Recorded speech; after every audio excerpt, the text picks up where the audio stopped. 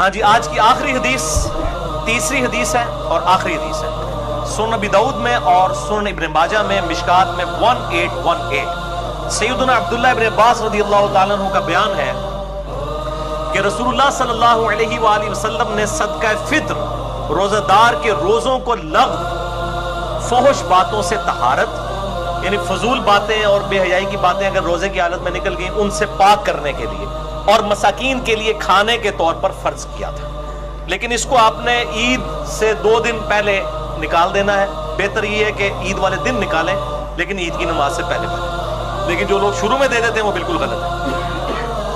تو صدقہ فطر کی افضل صورت یہی ہے کہ آپ اناج ہی دیں، یعنی وہی 3 کلو گندم ہو جائے یا 3 کلو کھجور ہو جائے یا 3 کلو جو ہو جائے، لیکن لا یکلف اللہ نفسا الا وسعها، اللہ تعالیٰ کسی جان پر اس سے بڑھ کر بوجھ نہیں ڈالتا۔ اس کے تحت رقم بھی دی جا سکتی ہے، اور یہ میرا ذاتی فتویٰ نہیں ہے، اہل حدیث حضرات اس معاملے میں بہت جو ہے وہ سختی کرتے ہیں، لیکن اہل حدیث میں بھی کئی علماء ہیں، شیخ زبیر علی صاحب اور اس طریقے سے شیخ صلاح الدین یوسف صاحب اور باقی علماء جو قائل ہیں کہ صدقہ فطر رقم کی شکل میں بھی ادا کیا جا سکتا ہے۔ میں انشاءاللہ اس کی دلیل بھی آپ کو دے دیتا ہوں۔ المصنف ابن ابی شیبہ میں انٹرنیشنل نمبر کے مطابق 10,368 نمبر اثر ہے، 10,368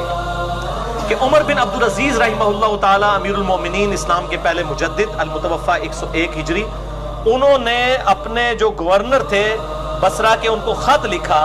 کہ لوگوں سے صدقہ فطر جو ہے آدھا درم وصول کرو۔ درم اس وقت چاندی کا ایک سمجھ لیں سکہ ہوتا تھا، تو آدھا سکہ وصول کیا جائے۔ اس کی فیس ویلیو بھی وہی ہوتی تھی، انٹرنسک ویلیو بھی وہی ہوتی تھی۔ اب یہ کیا بحث ہیں، مسئلہ نمبر 95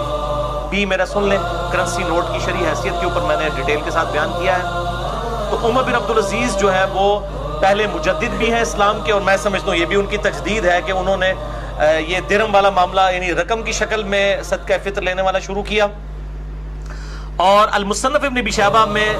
10,370 10,317 نمبر اثر حسن بصری تابعی کا ہے، المتوفی 110 ہجری، وہ کہتے ہیں کہ اگر صدقہ فطر رقم اور نقدی کی شکل میں ادا کیا جائے تو اس میں کوئی حرج نہیں ہے۔ تو یہ 2 تابعین کے فتاوی موجود ہیں۔ بعد میں آمن بن حنبل آئے، وہ ان فتووں کے معاملے میں وہ کہتے تھے میں سنت سے محبت کرتا ہوں۔ تو میں یہ سمجھتا ہوں کہ جس طرح زکوٰۃ کے معاملے میں بھی تو دیکھیں،